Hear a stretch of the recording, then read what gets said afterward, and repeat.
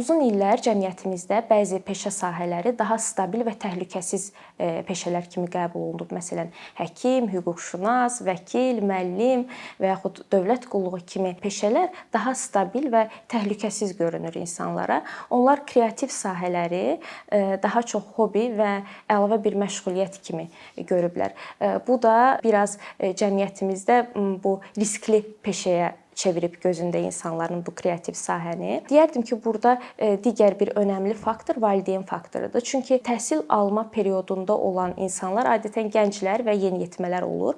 Onlar maddi cəhətdən valideyndən asılı olmaqla bərabər həm də valideynin emosional o inamına da ehtiyac duyurlar və valideyn öz uşağı üçün stabil bir gələcək istəyir və bu çox təbii bir şeydir.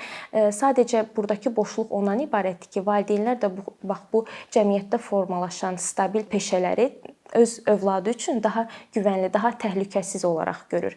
İndi burada nə lazımdır? Burada bizim üzərimizə düşən əsas məsələ odur ki, moda təhsilini elə bir şəkildə qurmalıyıq, elə bir sistemlə təqdim etməliyik ki, biz cəmiyyətdə inam yarada bilək. Xüsusilə də valideynlərdə bu inamı yarada bilək.